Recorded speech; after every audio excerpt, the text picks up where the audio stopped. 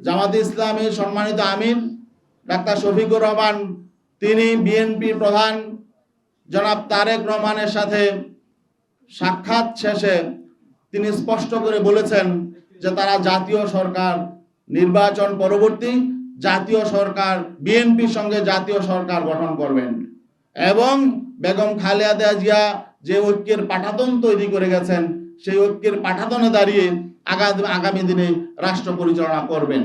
এখন আমাদের প্রশ্ন হলো, এই যে তিনি একটি অ্যালায়েন্সে আছেন, একটি সমঝোতায় আছেন, এটা একটি মৌলিক প্রশ্ন, আগামীতে জাতীয় সরকার হবে নাকি কোন সরকার হবে, এটা একটা মৌলিক প্রশ্ন। যেহেতু আমরা এদের প্রতিদ্বন্দ্বী, একটি প্রতিদ্বন্দ্বী শক্তির সাথে গিয়ে উনি নিজে ঘোষণা দিয়ে আসলেন তিনি জাতীয় সরকার করবেন, তাদের ঐক্যের পাঠাতনে দাঁড়িয়ে রাষ্ট্র পরিচালনা করবেন, তাহলে এখানে আমাদের সাথে তো বিষয়টা তিনি ডিসকাস করেন নাই।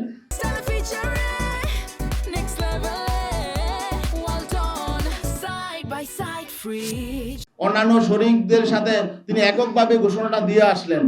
এখন আমাদের শঙ্কা হলো যে এখানে নির্বাচনের আগে যেহেতু একটা সমঝোতা সমন্বয় প্রতিদ্বন্দ্বী দলের সাথে হয়ে যাচ্ছে, তাহলে নির্বাচনটা আসলে পাতানো নির্বাচন হবে কিনা, এটা কি ইলেকশন হবে নাকি সিলেকশন হবে, এই শঙ্কাটাও আমাদের সামনে চলে এসেছে।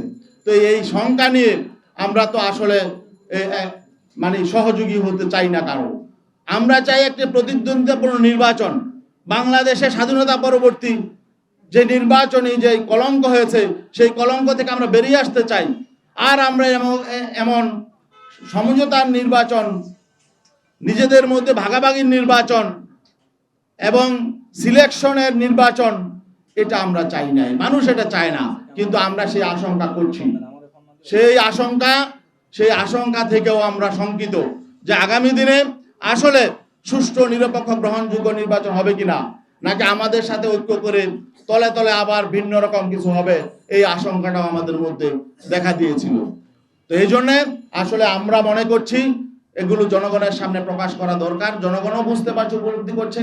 আমাদের কাছে বিভিন্ন দিক থেকে বিভিন্ন সংবাদ আসছে, বিভিন্ন রাষ্ট্রের সাথে বিভিন্ন পরিকল্পনা করা হচ্ছে, কি হচ্ছে এটাও আমরা জানি না।